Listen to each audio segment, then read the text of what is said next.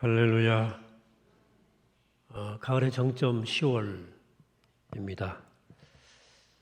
가을은 익어가고 또 높아져가고 또 깊어져가는 계절이죠. 우리의 신앙도 이렇게 가을처럼 익어가고 또 높아져가고 또 깊어져 가기를 바랍니다. 하나님 말씀, 성경 66권은 다 하나님의 똑같은 말씀이지만 유난히 좀 깊고 높은 말씀들이 있습니다. 오늘 말씀이 그런 말씀입니다. 조금은 해석이 어려울 수도 있고 설명이 필요한 그런 대목입니다. 그런 의미에서 오늘 말씀은 우리의 머리로만이 아니고 우리의 가슴으로, 직관으로 귀를 열고 말씀에 집중했으면 좋겠습니다. 세상에는 두 종류의 사람이 있습니다. 하나는 세계와 삶과 인간을 하나님을 통해서 이해하려고 하는 사람이고요. 다른 하나는 하나님 없이 이해하려고 하는 사람들입니다. 하나님을 통해서 세계와 삶과 인간을 이해하려고 하는 사람들에게 세계는 하나님의 창조고요. 그 다음에 삶은 하나님의 섭리고 인간은 하나님의 형상입니다. 하지만 하나님 없이 설명하려고 하는 사람들에게 세계는 우연의 산물이고 그리고 삶은 우연한 사건의 연속이고 인간은 고도로 발달된 뇌를 가진 동물입니다. 바울은 당연히 하나님을 통해서 세계와 삶과 인간을 이해하려고 했던 사람입니다. 오늘은 특히 그의 그리스도론 또 인간 이해를 묵상하는데요. 그의 인간 이해가 예수 그리스도와 밀접하게 연관되어 있습니다. 오늘 바울이 골로새 교회에 보낸 편지에서 바울은 그리스도론을 전개합니다. 예수를 여러 가지 모습으로 표현하고 있습니다. 15절입니다. 그는 보이지 아니하는 하나님의 형상이시오.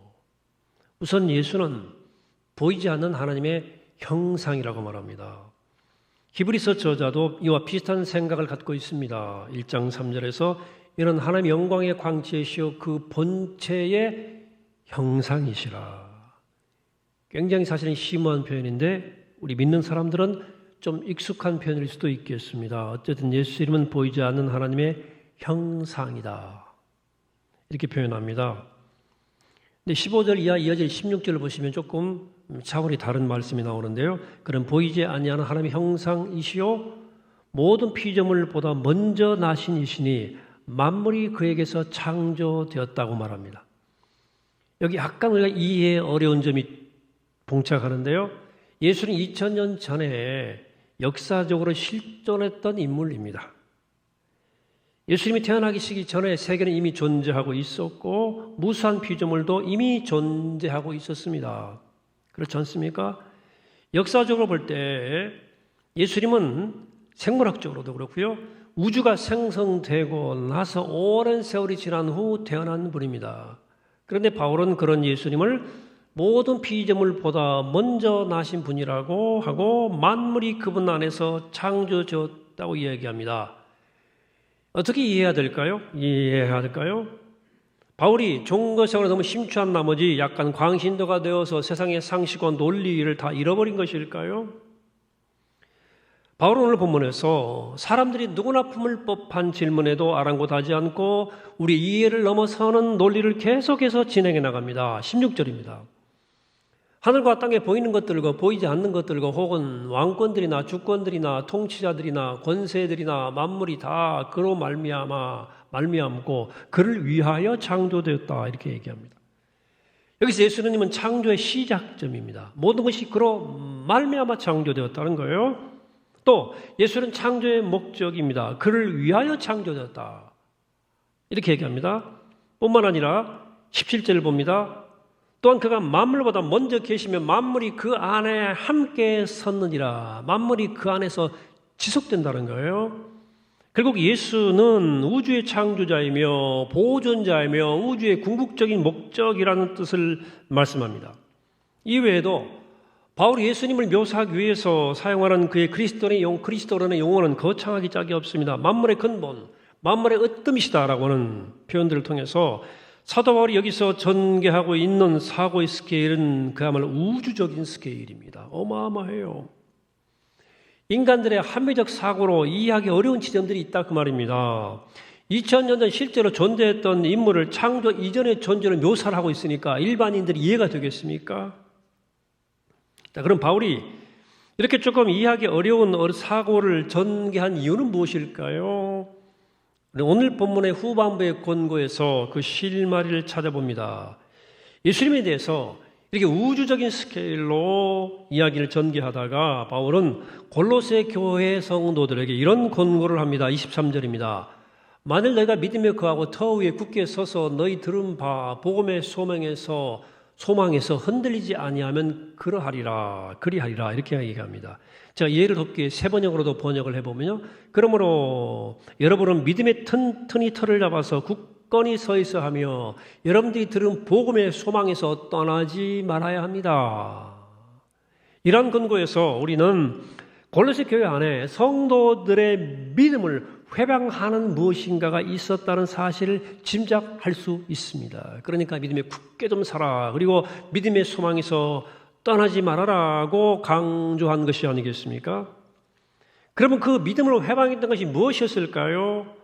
골로새 교회의 믿음에 굳건히 서지 못하게 하고 복음의 소망에서 떠나게 하는 그것이 무엇이었을까 하는 겁니다. 그것은 바로 영지주의였습니다. 노스티시즘이라고 하는 1세기 전반을 휘몰아쳤던 일종의 종교 사상입니다.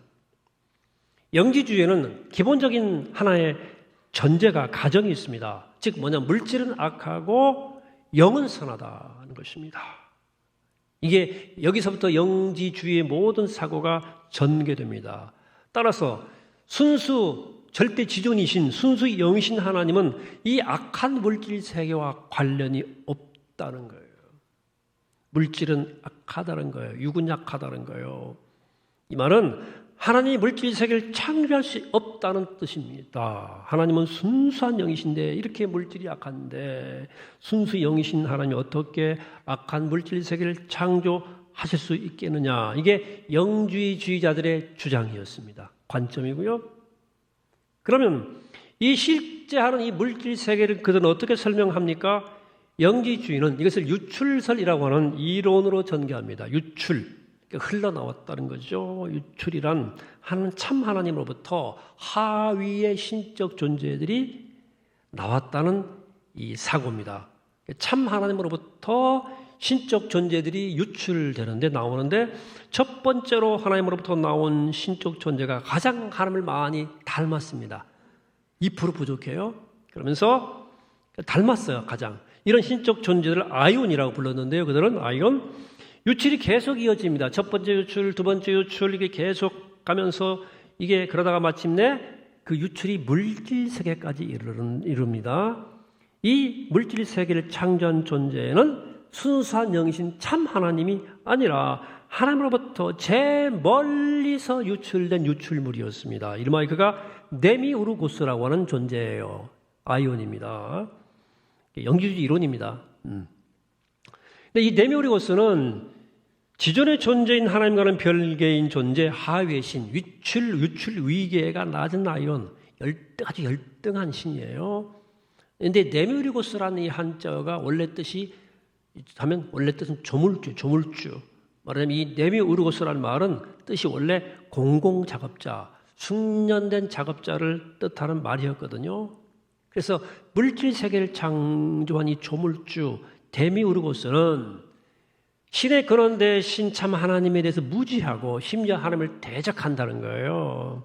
하나님께 무지하고 하나님을 적대하는 그 데미우르고스가 만든 물질 세계 역시 그렇다. 이런 거예요. 이런 영지주의적 사고 방식에 따르면 예수는 이런 여러 아이온 신적 존재 가운데 하나예요. 유출 위기에서 비교적 높은 자리를 차지하지만 하나님과 동등되지는 않습니다. 설명을 이렇게 막 초대교인들을 혼란스럽게 한 겁니다. 그래서 하나님과 동등되지 않다는 뜻은 하나님과 거리가 있는 유출물로서 예수님께 결함이 있다는 뜻이거든요. 그래서 온전한 존재가 아니다. 예수님 하나님 같은. 따라서 바울이 예수님을 모든 피조물보다 먼저 하심은 모든 만물의 으뜸이라고 했을 때 바울은 이 영지주의의 유출설을 반박하는 거예요. 하나님보다 하위의 존재로서 결함이 있는 존재라는 것을 정면으로 부정하는 겁니다. 그래 바울은 19절에서 이렇게 이야기합니다. 아버지께서는 모든 충만으로 예수 안에 거하게 하시고, 이것도 역시 영지주의를 염두에 둔, 예수가 결함 있는 존재라고 하는 영지주의적 발상을 부정하는 거예요. 또한 만물이 그로 말미암아 창조되었다고 말씀함으로써 바울은 물질세계가 하나님과 절대로 적대적 관계가 아니라는 사실을 공식적으로 선포하는 겁니다. 실제로 기독교는 이 물질세계를 선하게 봅니다. 선하게. 하나님께서 태초에 천지를 지으실 때 뭐라고 그러셨습니까? 매일 반복적으로 보시기에 좋았더라, 좋았더라. 이 물질세계는 그 자체로, 창조세계는 하나님의 영광을 드러내는 거룩한 실체로 성경을 말씀합니다. 뿐만 아니라 이 물질세계는 하나님의 대적자가 아니라 하나님의 피조물로서 하나님의 질서 가운데서 움직이고 하나님의 통치에 순종한다고 성경은 말씀하고 있습니다. 바울은 그래서 이 골로새 교회에 보낸 편지를 통해서 이런 영지주의 사상의 영향을 받지 않고 믿음이 약해지지 않고 복음의 선한 복음의 소망에서 떠나는 일이 없도록 하라고 권고하는 겁니다. 바울 서신에서 줄기차게 이 초대교회에 들어온 영지주의 사상과 줄기차게 싸웁니다. 그래서 여러분이 영지주의를 좀 아셔야 돼요. 제가 여기까지는 사실은 일종의 강의 같은 이야기죠. 좀 딱딱하죠. 오늘 말씀의 주제는 아니고요. 다음에 진행되는 말씀이 더 중요한데요. 지금까지 말씀드린 시대적 배경을 알고 골로새 교회의 신앙적 문제를 아는 것도 중요하지만 그 골로새 교회 정황에서 이 골로새 그리스도론이 나온 겁니다. 더 중요한 게 있어요. 그것은 바로 이 바울의 신앙 고백에 가진 큰 우주적 스케일을 우리도 경험하는 겁니다. 여러분들이 정말 관심이 하는 것은 영지주의에 대항하는 그의 신학적 이론을 이해해야 하는 것이 아닙니다. 바울의 이 그리스도론은 단순한 이론이 아니라 그의 실제 경험에서 나온 거예요. 그래서 우리도 바울이 경험한 이 우주적 그리스도를 경험해야 된다. 이게 중요한 겁니다. 그런데 여전히 우리 안에 물음이 남습니다. 꼬리를 물죠. 바울이 어떻게 역사적 인간인 예수를 모든 피조물보다 먼저 나신 분으로 생각할 수 있었으며 그분은 만물보다 먼저 계시고 만물은 그분 안에서 지탱된다고 말할 수 있었을까? 궁금하지 않습니까? 어떻게 예수를 시간적으로는 창조 이전의 태초에까지 이루고 하늘에 있는 것들과 땅에 있는 것들과 보이는 것들과 보이지 않는 것들을 창조한 존재로 묘사할 수 있었을까 하는 겁니다. 이렇게 심오하고 우주적 스케일의 믿음을 가능하게 했던 바울의 이 믿음의 실체는 어떤 것이었을까? 그런데 이런 시간과 영혼을 넘나드는 사고의 유형이 예수님께도 발견이 되는데 요한복음 8장에 있는 이야기입니다. 유대인들이 예수님께 나와요. 막 예수님이 막 자기 강론을 하시니까 당신이 이미 죽은 우리 조상 아브라함보다 더 위대하다는 얘기요? 이렇게 얘기합니다. 그러니까 이때 예수님이 이렇게 대답했습니다. 표준 3번역으로 봅니다. 너희 조상 아브라함은 나의 날을 보리라고 기대하고 즐거워하였고 마침내 보고서 기뻐하였다. 이렇게 얘기해요. 유대인들이 다시 묻습니다. 그래 당신 나이가 아직 새파랗게 젊은데 아직 50도 안 됐잖아. 그런데 아브라함을 보았다는 말이요? 예수님이 이렇게 대답하십니다. 38절에서 예수께서 이르시되 진실로 너에게 이르노니 아브라함이 나기 전부터 내가 있느니라. 유명한 구절입니다. 아브라함이 태어나기 전부터 내가 있느니라. 요한복음은 특이하게도 내가 있었다는 과거형을 쓰지 않고 내가 있느니라는 현재형을 쓴 겁니다. 하나님과 예수님이 동격이에요. 영원하신 하나님은 과거, 현재, 미래라는 시간에 갇히지 않습니다. 어제와 오늘과 내일이 동일하신 하나님은 영원한 현재로 존재하시는 거예요. 있느니라. 그래서 있느니라예요. 자, 생물학적으로는 역사적으로 보면 예수는 분명히 아브라함 이후에 태어난 사람 맞죠. 그런데 예수님은 아브라함이 태어나기 전부터 내가 있느니라 이렇게 말씀을 하는 거죠. 이 말씀이 도대체 무슨 말씀입니까?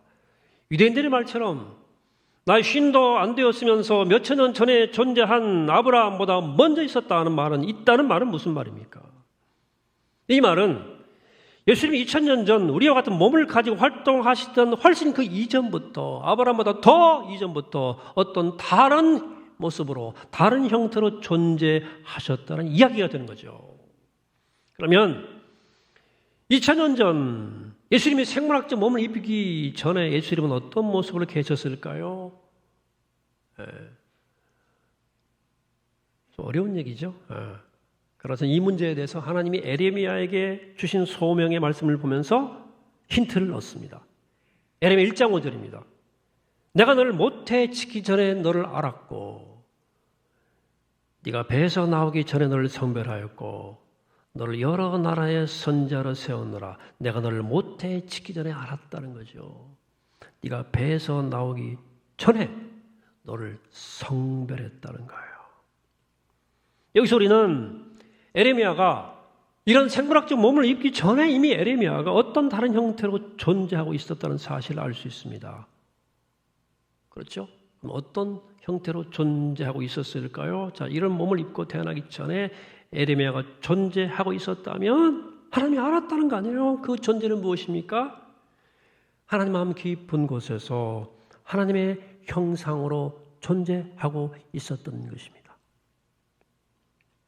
우린 여기 이런 몸을 입고 태어나기 전에 하나님 마음속에 존재합니다. 하나님의 형상으로. 에레미야가 그렇고 예수님이 그랬다면 우리도 그렇습니다. 왜냐하면 우리 믿음을 통해서 그리스도와 연합한 그리스도와 하나가 된 존재이기 때문입니다. 따라서 우리는 생물학적 몸을 입고 1900 몇십 년대 대부분 2000년대는 없죠. 이 밀리언 베이비들은 없죠. 3부 베이비들은 있겠지만 한 특정한 역사적 상황, 대한민국 어느 곳에 태어나기 전에 이미 하나님의 마음속에 존재하는 하나님의 형상이다. 놀랍지 않습니까? 아브라함이 태어나기 이전부터 있는 존재라는 얘기를 하고 있는 거예요. 자, 우리는 하나님 형상을 따라 지음 받았다고 성경은 말씀합니다. 창세기 1장 26절에서 하나님의 사람을 만드실 때 삼위 하나님께서 이렇게 이야기했어요. 하나님이 이르시되 우리의 형상을 따라 우리의 모양대로 우리가 사람을 만들고 삼위 하나님께서 우리를 하나님 형상으로 만드실 의향을 가지셨고 실제로 그렇게 실행하셨어요. 이것이 성경이 분명하게 증언하는 우리 존재의 신비요 진실입니다. 따라서 우리들이 기독교인이라면 내가 하나님 형상으로 지음받았다는 사실을 받아들여야 되고 믿어야 되고 그렇게 고백할 수 있어야 됩니다. 무엇보다도 하나님 형상은 이 신학적 이론이 아니에요. 그리스도인의 삶의 실제 현실이 되어야 됩니다. 우리는 하나님 마음속에 이미 있었고 그 형상으로 지어졌다. 그래서 우리는 하나님 형상으로 당연히 살아가야 되는 거예요. 교인들을 상담하거나 이야기를 나눌 때 가끔 그런 느낌을 받습니다. 자기 자신의 가치를 너무 모르는구나. 열등감, 수치심으로 가득 차 있는 모습을 목격하게 됩니다. 자존감이 낮고 자긍심도 없고 자신이 존엄하다 하는 생각을 갖지 않아요. 나를 하나님의 형상으로 생각하지 않는 거예요. 그래서 우리가 머리로 하는 하나님 형상에 관한 이 성경의 스토리는 우리의 실제 현실이 되어야 됩니다. 여러분 요즘에 먹방이라고 레시피를 이렇게 음식 요리 매뉴얼 레시피들이 많이 등장하더라고요. 요리책도 많고 요리를 다루는 프로그램도 많고 셰프들이 나와서 뭘 하기도 하고 먹방들이죠. 근데 그 레시피를 알고 내가 실제 음식을 알아도 내가 뭘 음식으로 만들지 않으면 그림의 떡이죠. 그러니까 레시피일 뿐이에요. 마찬가지로 모든 성경에 나오는 이런 신학적 이론들, 하나님 형상 이런 고급스러운 말들 현실화되지 않으면 그냥 공허한 거예요. 하지만 이론이 자동적으로 현실이 되는 법은 없죠. 레시피가 음식으로 구현되려면 조리 과정을 해야 돼요. 조리를 해야지. 만들어야 돼요. 성경이 나오는 말씀이 현실화되는 데도 과정이 필요한 거예요. 그래서 우리가 영적 훈련을 하는 겁니다. 훈련이 필요한 거예요. 자동적으로 됩니까? 요리해서 먹어야지. 오늘은 제가 그 과정 가운데 간단히 하나를 소개해 드릴 텐데요. 오늘 본문과 관련지어서 일종의 오랜 영적 훈련 가운데 하나인데요. 모태로의 회귀 and 하나님 형상 묵상이에요. 이게 뭐냐면 이렇게 하는 겁니다. 실제 나중에 실습해 보세요. 오늘 제가 예배 시간이 길면 같이 하겠는데 설명을 잘 듣고 침묵 속에 들어가서 눈을 감고 숨을 천천히 심호흡을 한번 하신 다음에 마음을 좀 가라앉혀요. 이게 부유물이 떠다니지 않도록. 그런 다음에 과거로 여행을 시작해 보는 겁니다. 여러분 타임머신 없어도 인간은 기억이라는 게 있고 상상력이 있기 때문에 이 여행이 가능합니다. 현재로부터 10년 단위로 과거를 거슬러 올라가는 거예요. 나 60대, 50대, 40대, 이렇게 30대, 20대, 10대, 그리고 그 생애 초기로 쭉 과거를 여행합니다. 각 시기마다 한 2, 3분 정도 딱 머무는 겁니다. 시간이 더 걸릴 수도 있어요. 필요하면. 그러면서 뭐래요? 당시의 나를 떠올리는 겁니다. 그 당시의 나를 느껴보는 겁니다. 삶의 의욕이 넘치던 내가 떠오를 수도 있고 삶에 지쳐서 헤매던 내가 떠오를 수도 있겠죠. 욕망으로 막 아니면 희망으로 막 가슴 뛰던 내가 떠오를 수도 있고 좌들의 늪에서 허우적대던 내가 떠오를 수도 있습니다. 각 시기에 머물면서 주요 사건, 주요 경험, 주요 관계, 주요 선택, 주요 감정의 기억을 떠올립니다.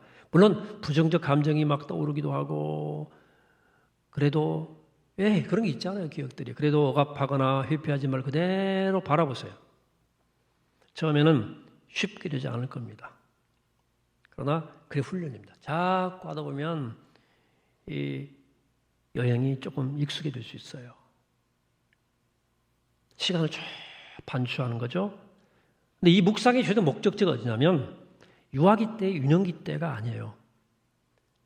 삶의 시작되기 이전의 모태까지 가는 겁니다. 시편 시인이 말했죠. 모태에서 나의 형질이 이루어질 때, 즉 내가 내 생물학적 몸과 영적 몸, 즉 하나님의 형상으로 내가 창조될 때를 떠올리는 영적 상상력이죠. 어마어마한 훈련입니다. 그것은 훈련인데, 자, 왜냐하면 우리 안에 그런 하나님의 형상은 우리 눈으로 오감으로 확인이 안 되는 겁니다. 기억도 할 수 없는 거예요. 여러분, 나라는 존재가 형성될 때를 내가 어떻게 기억하겠습니까? 그러나 그렇다고 생거짓이 아니란 말입니다. 그러니까 존재하지 않는 그런 이상한 비현실이 아니란 얘기입니다. 우리는 우리 몸을 형성하고 있는 DNA를 감지 못합니다. 그러나 여러분들은 분명히 DNA가 있어요. 유전자가 있어요. 우리 몸을 형성하고 있습니다. 영적 DNA인 하나님의 형상도 마찬가지라는 얘기예요. 보이지 않아도 분명히 존재합니다. 이게 성경이 증언하는 존재의 진실입니다. 존재의 신비예요. 믿음이란 바로 이 보이지 않는 존재의 진실을 믿는 거예요. 그래 이브리서 기자는 믿음을 보이지 않는 것들의 실상, 그걸 본다는 거예요. 여러분, 이런 하나님 형상 묵상, 모텔의 회귀, 이런 묵상을 꾸준히 훈련한 사람들이 다 변화되거든요. 내가 하나님의 형상이란 지음받았다는 믿음이 점점 확고해져요. 그래 자존감이 막 높아집니다. 자신감이 생겨요. 늘어나요. 열등감, 패배감에서 벗어날 힘이 생겨요. 강력한 힘입니다. 뿐만 아닙니다. 내가 하나님 형상을 가진 존재란 사실이 떠오를 때마다 마음이 너그러워져요. 그래서 예전에 용서하지 못했던 사람도 용서할 수 있게 됩니다. 이전에 받아들이지 못했던 사람도 받아들일 수 있게 돼요. 무엇보다 아름다운 일은 자신의 과거와 화해하는 일이 일어납니다. 괴로웠던 과거, 고통스러웠던 과거, 억울했던 과거, 상처뿐인 과거, 수치스러운 과거, 그래 억압하고 회피하고 분노했던 과거를 진솔하게 대면하기 시작합니다. 있는 그대로 받아들이기 시작하는 거죠. 내가 하나님의 형상으로 지음받았다는 존귀한 존재라는 사실이 확고해질수록 그렇게 돼요. 그래서 오늘 본문에서 바울이 이렇게 말하는 겁니다. 20절입니다. 세 번역으로 봅니다. 그리스도의 십자가의 피로 평화를 이루셔서 그리스도로 말미암아 만물 곧 땅에 있는 것들이나 하늘에 있는 것들이나 다 기쁘게 자기와 화해시키셨습니다. 이 골로새서에서 그리스도는 보이지 않는 하나님의 형상이라고 그랬죠. 그러므로 화해라고 하는 것은 내 혈과 육, 자기 중심적 자아가 하는 게 아니에요. 화해는 내 안에 그리스도로, 내 안에 하나님 형상으로 하는 거예요. 또한 보이지 않는 하나님 형상인 예수가 모든 피조물보다 먼저 나신 것처럼 내가 하나님 형상을 지닌 고귀한 존재라는 사실을 기억하고 진실로 믿고 고백하면 우리도 모든 피조물보다 먼저 난 존재가 됩니다. 우리도 하나님 아브라함 이전부터 주님과 함께 주님 하나님 품에 있었어요. 우리도 에레미야를 하나님께서 모태에 짓기 전부터 하셨던 것처럼 창세 전부터 하나님의 형상으로 하나님의 품에 있던 존재입니다. 이렇게 내가 태어나기 전부터 하나님 품에서 하나님 형상이고 지금도 하나님 형상이라는 사실을 깨닫고 알아채는 것이 영적인 성장이에요. 여러분, 영적으로 성장한다는 게 무엇을 뜻하겠습니까? 이 땅에서 잘 먹고 잘 사는 겁니까? 나을 때면 소화도 안 되는데 교회에서 직분이 올라가고 직분이 역할과 다 역할이 달라지는 것입니까? 여러분, 신앙생활 잘해서 영적으로 성장한다는 것은 내가 하나님 형상으로 존재하고 하나님 형상으로 살아가는 법을 아는 거예요. 이때 우린 열등감에서 벗어나요. 진정한 내가 되고 자존감과 품위를 가지고 인생을 살아가는 겁니다. 인생의 품격이 생기는 거예요. 마침내 하나님께 우리를 22절의 말씀처럼 너희를 거룩하고 흠없고 책망 없는 자로 그 앞에 세우고자 하셨으니 라고 말합니다. 이 말씀처럼 마침내 하나님이 우리를 거룩하고 흠이 없고 책망할 것이 하나도 없는 사람으로 내세운다. 말하자면 하나님이 우리를 자랑거리로 내세운다는 거예요. 이 사람 봐라. 이게 복음입니다. 이 같은 기쁜 소식, 복된 소식, 복음이 어디 있겠습니까? 그래 바울은 말합니다. 그래서 내가 이 복음의 일꾼이 되었노라. 그래서 저도 여러분도 이 복음의 일꾼이 되고자 하는 것입니다. 사랑하는 여러분, 이 기쁜 소식, 이 복음을 누리고 우리 주의 열패감과 실패감과 좌절감과 온갖 고뇌 늪에서 헤매는 사람들에게 이 복음을 전해주셔야 됩니다. 여러분 복음 일꾼으로 살아가시길 바랍니다.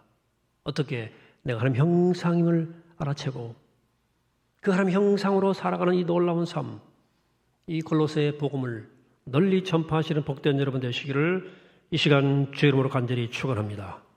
마치겠습니다.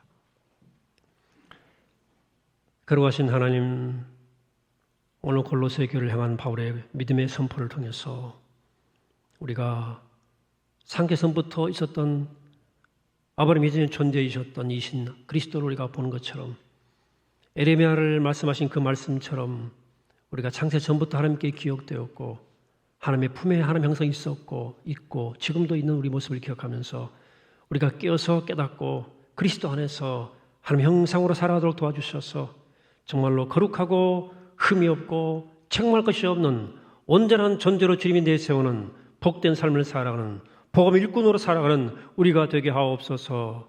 예수 그리스도 이름으로 기도하옵나이다. 아멘.